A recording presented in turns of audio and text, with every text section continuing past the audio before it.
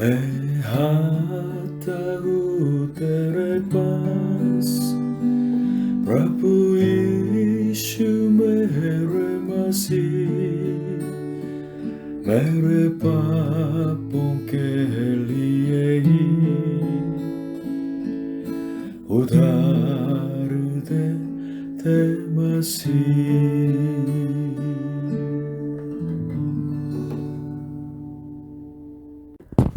Hallelujah. प्रभु यीशु मसीह जी आप सभी को आशीष दे। जब प्रभु यीशु जी क्रूस पर चढ़ाए गए, उनके चारों तरफ लोग प्रभु यीशु की निंदा करने लगे। किसी ने कहा कि अगर तू परमेश्वर का पुत्र है, पहले अपने को बचा और क्रूस पर से नीचे आ जा। किसी ने कहा कि अगर तू परमेश्वर का पुत्र है, अपने को बचा, क्रूस पर से नीचे आ जा। किसी ने कहा उसने दूसरों को बचाया, लेकिन अपने आप को नहीं बचा सकता। वो इस्राएल का राजा है, इसलिए क्रूस पर से नीचे आ जा, तब हम विश्वास करेंगे उस पर। उसने अपने को कहा कि मैं परमेश्वर का पुत्र हूं, और वो परमेश्वर पर विश्वास रखता है तो अपने को बचा ले। प्रभु यीशु के साथ जो दोनों तरफ चढ़ाए गए थे, उन डाकुओं ने भी इस तरह प्रभु यीशु की निंदा की, लेकिन प्रभु यीशु जी ने उनके प्रति एक शब्द भी नहीं कहा। क्यों? क्योंकि प्रभु यीशु जी मसीहा है, यानी मुक्तिदाता है, जो पापियों के जगह पापियों के लिए मरने के लिए आए थे। परमेश्वर ने निश्चय किया है प्रभु यीशु मसीह को हमारे लिए पाप के प्रायश्चित के रूप में, इसलिए उसको मरना था ताकि पापी लोग पाप क्षमा पाके अनंत जीवन पा सके। प्रभु यीशु के आगमन से करीब 700 साल पहले यशायाह नबी के द्वारा प्रभु यीशु के इस तरह मौत के बारे में भविष्यवाणी की गई थी। यशायाह की किताब 53 अध्याय 5 से 6 प्रभु यीशु मसीह के बारे में बताया गया। परंतु वह हमारे ही अपराधों के कारण घायल किया गया, वह हमारे अधर्म के कामों के हेतु कुचला गया, हमारी ही शांति के लिए उस पर ताड़ना पड़ी कि उसके कोड़े खाने से हम चंगे हो जाएं। हम तो सब के सब भेड़ों की नाई भटक गए थे, हम में से हर एक ने अपना अपना मार्ग लिया, और यहोवा ने हम सबों के अधर्म का बोझ उसी पर लाद दिया। यहोवा परमेश्वर ने हम सबों के अधर्म का बोझ उसी पर लाद दिया। आपके और मेरे सब पापों का बोझ परमेश्वर ने प्रभु यीशु मसीह पर लाद दिया। इस भविष्यवाणी की पूर्ति के लिए प्रभु यीशु आए थे। जैसे लिखा गया है वैसे ही प्रभु यीशु जी ने, हमारे मसीहा ने, अपना प्राण दे दिया है। हालेलुया। आज के वचन मत्ती रचित समाचार अध्याय 27 45 से लेके 46 और 50 से लेके 54 तक। दोपहर से लेकर तीसरे पहर तक उस सारे देश में अंधेरा छाया रहा। तीसरे पहर के निकट यीशु ने बड़े शब्द से पुकार कर कहा, एली एली लमा सबक्तनी, अर्थात हे मेरे परमेश्वर, हे मेरे परमेश्वर, तूने मुझे क्यों छोड़ दिया। तब यीशु ने फिर बड़े शब्द से चिल्लाकर प्राण छोड़ दिए, और देखो मंदिर का पर्दा ऊपर से नीचे तक फटकर 2 टुकड़े हो गया, और धरती डोल गई, और चट्टानें तड़क गईं, और कब्रें खुल गईं, और सोए हुए पवित्र लोगों की बहुत लोथें जी उठी। और उसके जी उठने के बाद वे कब्रों में से निकालकर पवित्र नगर में गए और बहुतों को दिखाई दिए। तब सूबेदार और जो उसके साथ यीशु का पहरा दे रहे थे, वो इन डोल और जो कुछ हुआ था देखकर अत्यंत डर गए और कहा, सचमुच यह परमेश्वर का पुत्र था। 45-46 तो बाहर से लेकर तीसरे पहर तक उस सारे देश में अंधेरा छाया रहा। तीसरे पहर के निकट यीशु ने बड़े शब्द से पुकार कर कहा, एली एली लामा सबक्तनी, अर्थात हे मेरे परमेश्वर, हे मेरे परमेश्वर, तूने मुझे क्यों छोड़ दिया। प्रभु यीशु जी ने क्रूस पर लटकाए जाके 7 बातें कही हैं। पहले ये कहा कि हे पिता, उनको क्षमा करो क्योंकि वे नहीं जानते कि क्या कर रहे हैं। और एक तरफ जो डाकू को कहा कि सच में मैं कहता हूं तुझे, आज तुम मेरे साथ स्वर्गलोक में होगा। और अपनी माता मरियम को कहा, हे स्त्री, देखो आपका बेटा है। और वो जो पास में जो खड़ा था, यूहन्ना को देख के उस चेले को कहा कि देखो तेरी माता है। उस दिन से यूहन्ना मरियम को लेके उनकी सेवा करने लगा। और आज के ये वचन में मत्ती 27 में, हे मेरे परमेश्वर, हे मेरे परमेश्वर, आपने क्यों मुझे छोड़ दिया, इस तरह कहा है। और मैं प्यासा हूँ, ये भी कहा है। और ये कहा कि पूरा हुआ है। और अंत में प्रभु यीशु ने यह कहा कि मैं अपनी आत्मा, हे पिता, तेरे हाथ में सौंपता हूं। दोपहर से लेकर तीसरे पहर तक, मतलब ये एक पहर 3 घंटे का है। इस्राएल दिन को सवेरे 6 AM से 6 PM तक समझते, इसलिए हर 3 घंटे में एक पहर तो लगता है। तो नून टाइम से लेके 3 PM तक सबसे बिल्कुल रोशनी ज़्यादा होने वाले ये जो टाइमिंग में क्या हो गया, पूरे देश में अंधेरा छाया रहा। क्योंकि मानव जाति सचमुच में मूर्खता का काम कर रहे थे। उनके मुक्तिदाता को क्रूस पर बिल्कुल चढ़ाते हुए उनकी निंदा करने वाले ये संसार वास्तव में अंधकार में पड़ा हुआ है। प्रभु यीशु मसीह में जो हमें मुक्ति मिलती है, उसका मतलब यह है कि जो संसार के अंधकार के जो संतान, प्रभु यीशु मसीह में ज्योति की संतान बनना, यह मुक्ति है। मानव के जीवन में सबसे दुखपूर्ण जो अनुभव क्या है, वो नहीं कि आपके प्यारे लोगों से त्याग जाना।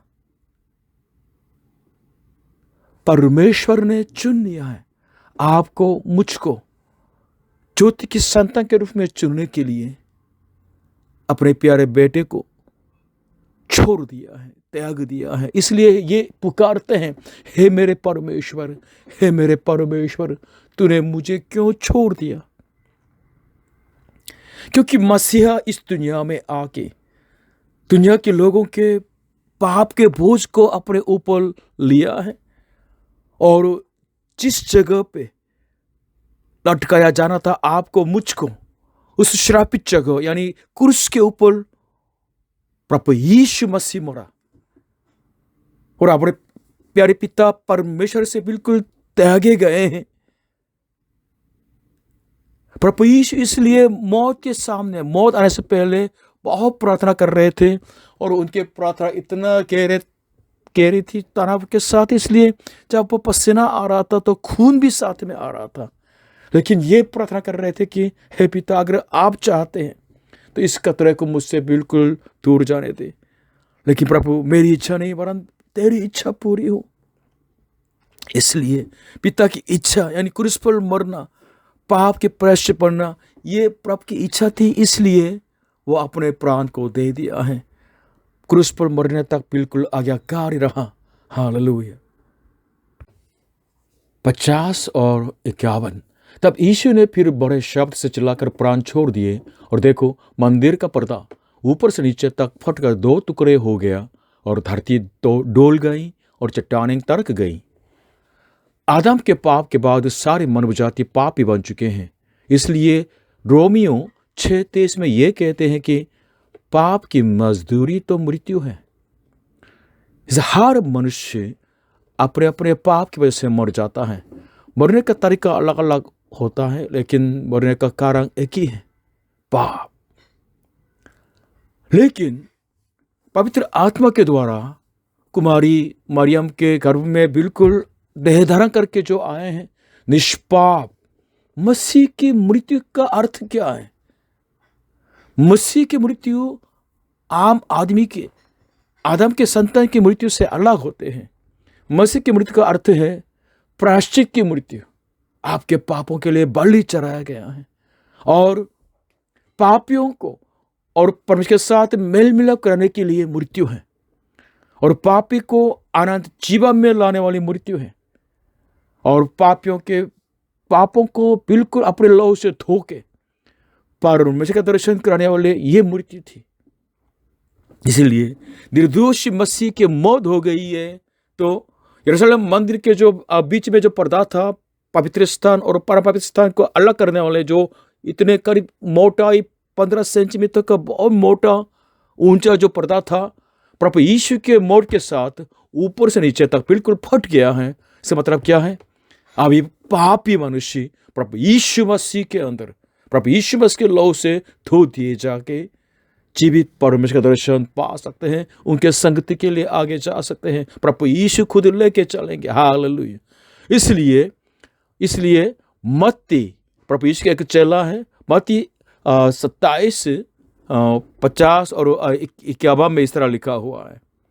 और जो पर्दा बिल्कुल फट गया है, उस कथन को लेके इब्रानी की किताब में, इब्रानियों की 10वीं अध्याय 19 से 22 तक इस तरह उसका अर्थ बताते हैं। सुनिएगा।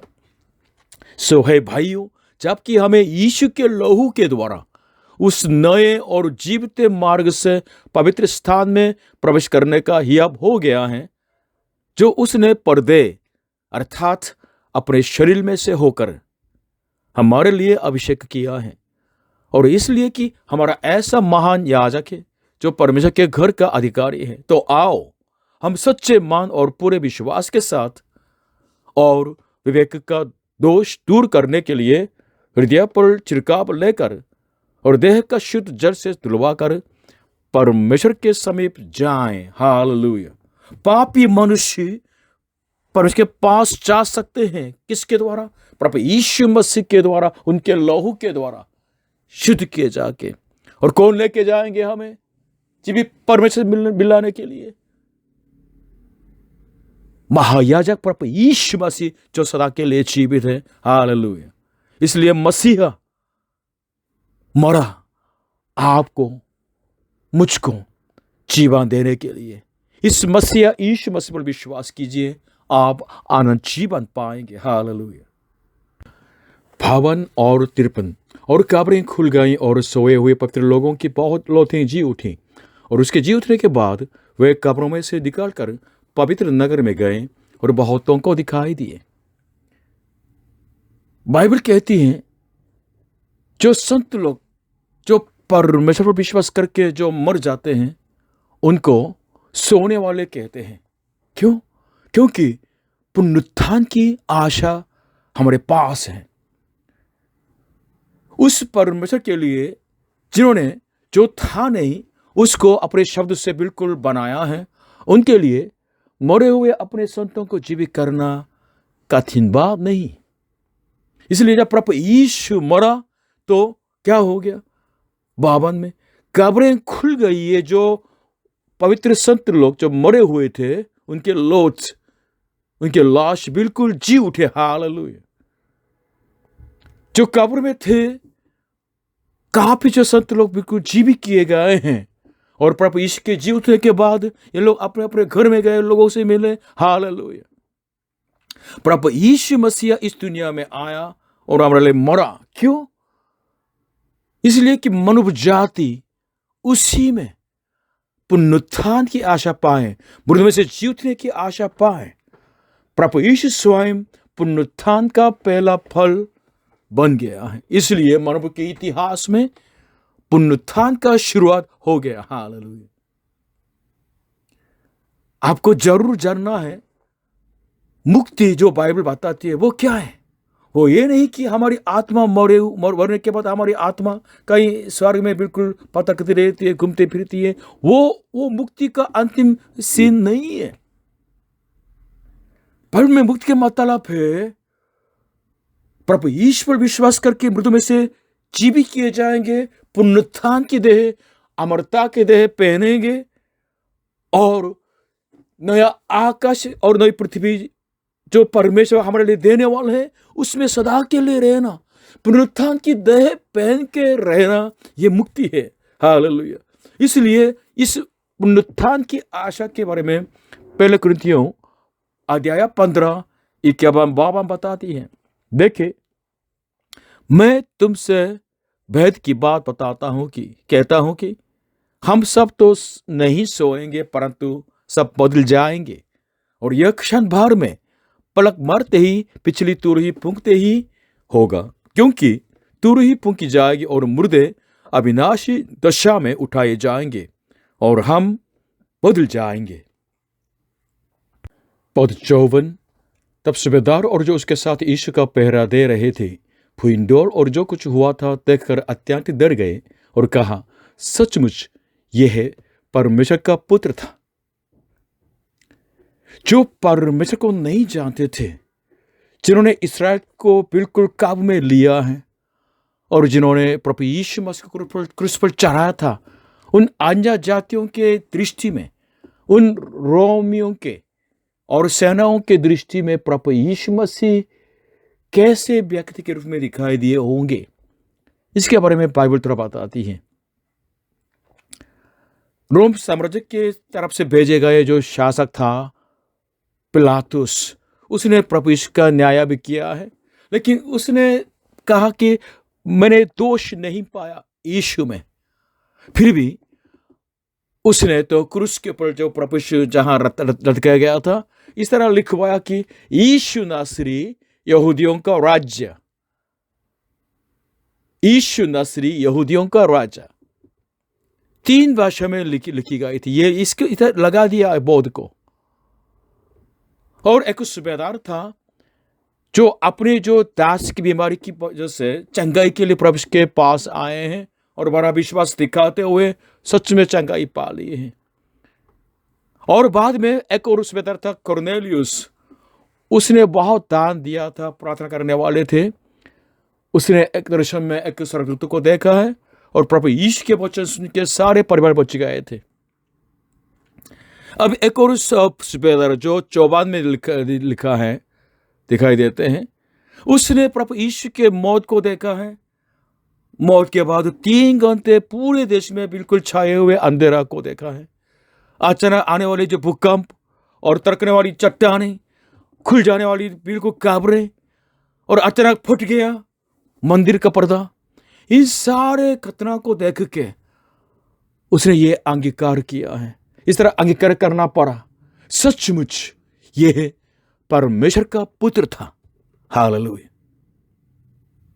इस सूबेदार के जो अंगीकार का अर्थ को प्रभु यीशु मसीह के एक चेला यूहन्ना ने प्रभु यीशु की बातों को याद करते हुए लिखा है। यूहन्ना 3:16 में इस तरह है, क्योंकि परमेश्वर ने जगत से ऐसा प्रेम रखा कि उसने अपना इकलौता पुत्र दे दिया, ताकि जो कोई उस पर विश्वास करे वह नाश न हो परंतु अनंत जीवन पाए। भाइयों बहनों, प्रभु यीशु मसीहा आपके लिए कौन है?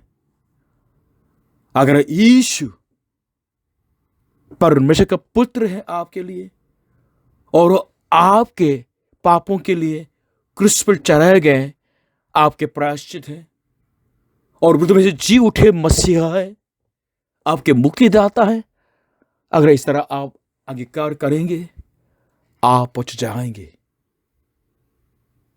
हालेलुया। प्रभु यीशु मसीह का धन्यवाद हो।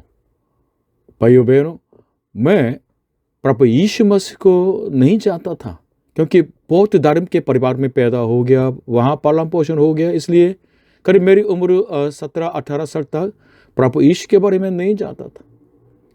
सिर्फ मैं समझता था कि प्रभु यीशु संसार के प्रसिद्ध 4 संतों में से एक है, आदमी ही समझ लिया था, क्योंकि स्कूल में टीचर्स ऐसा सिखाते थे, संसार ऐसे सिखाते थे। लेकिन जब मैंने प्रभु यीशु को पाया और वो बाइबल पढ़ने लगा, मुझे लगा कि मैंने धोखा खा लिया है। बाइबल अलग से बताती है प्रभु यीशु न केवल मनुष्य बना, वरन स्वभाव में वो परमेश्वर है, मसीहा बन गया। गलातियों की किताब 3 अध्याय 13 से लेकर 14, मसीहा ने जो हमारे लिए श्रापित बना, हमें मोल लेकर व्यवस्था के श्राप से छुड़ाया, क्योंकि लिखा है जो कोई काठ पर लटकाया जाता है वह श्रापित है। यह इसलिए हुआ कि इब्राहिम की आशीष मसीह यीशु में अन्य जातियों तक पहुंचे और हम विश्वास के द्वारा उस आत्मा को प्राप्त करें जिसकी प्रतिज्ञा हुई है। 14 पर ध्यान दीजिएगा। जैसे अब्राहम ने परमेश्वर पर विश्वास किया और धार्मिक ठहराए गए हैं, वैसे ही अब इस युग में जो प्रभु यीशु मसीह पर विश्वास करते हैं वे धार्मिक ठहराए जाते हैं। और 14 के अंत में क्या लिखा है? उस आत्मा को प्राप्त करें। पवित्र आत्मा परमेश्वर उसके अंदर, प्रभु यीशु पर विश्वास करने वाले के अंदर आके वास करेंगे, सदा के लिए उनके साथ हो जाएंगे। ये बाइबल का वादा है। बाइबल कहती है कि प्रभु यीशु मसीह स्वभाव में परमेश्वर है, पुत्र परमेश्वर है, लेकिन मनुष्य बन के आया, निर्दोष मनुष्य के देह धारण करके इस दुनिया में आया। क्यों? क्योंकि क्रूस पर हमारे लिए मरने के लिए। क्यों? प्रभु यीशु मसीह जी स्वभाव में परमेश्वर है, पुत्र परमेश्वर है। हम एक्सप्लेन नहीं कर सकते हैं, लेकिन बाइबल बताती है परमेश्वर ने कहा, इसलिए हम मानते हैं। प्रभु यीशु के करीब आने से 1000 साल पहले भजन संहिता की किताब के अंदर 2:7 में इस तरह लिखा है, मैं उस वचन का प्रचार करूंगा जो यहोवा ने मुझसे कहा, तू मेरा पुत्र है, आज तू मुझसे उत्पन्न हुआ। पिता परमेश्वर और पुत्र परमेश्वर प्रभु यीशु मसीह, हम कैसे वर्णन करें? क्योंकि ये परमेश्वर के अस्तित्व की रहस्य है। इसलिए हमारे दिमाग को यूज करके हम नहीं समझ सकते हैं, सिर्फ मानते हैं। हालेलुया। और ये भी जानना है कि कोई भी मनुष्य दूसरे मनुष्य को नहीं बचा सकता, क्योंकि आदम के संतान हम सब पापी बन चुके हैं। इसलिए हम योग्य नहीं है दूसरे को बचाने के। सिर्फ परमेश्वर ही मनुष्य के मुक्तिदाता बन सकते हैं। इसलिए परमेश्वर के पुत्र आए, कुमारी मरियम के गर्भ के अंदर निर्दोष देह पहन के इस दुनिया में आए हैं। इसलिए प्रभु यीशु के देह आदम के संतान की देह नहीं, पाप से बिल्कुल कोई संबंध नहीं। निर्दोष निष्पाप देह प्रभु यीशु पहन के आए। इसलिए बाइबल कहते हैं प्रभु यीशु को परमेश्वर का मेमना जो संसार के पापों को ले जाते हैं, उठा ले जाता है और न्याय किया जाता है और श्रापित किए जाते हैं। क्रूस पर, काट पर श्रापित किए गए हैं। पाप के प्रायश्चित की मौत हो गई है प्रभु यीशु मसीह की। भाइयों बहनों, आज के वचन आपने सुना है। प्रभु यीशु कौन है? बाइबल कहते हैं परमेश्वर का इकलौता पुत्र जो निर्दोष देह पहन के आपके लिए, मेरे लिए पाप के प्रायश्चित बन गया है, मसीहा है। उस प्रभु यीशु मसीहा पर विश्वास कीजिए, तब आपके पाप सदा के लिए क्षमा की जाएगी, आपको शांति मिलेगी, आप अनंत जीवन में सदा के लिए रहेंगे। हालेलुया।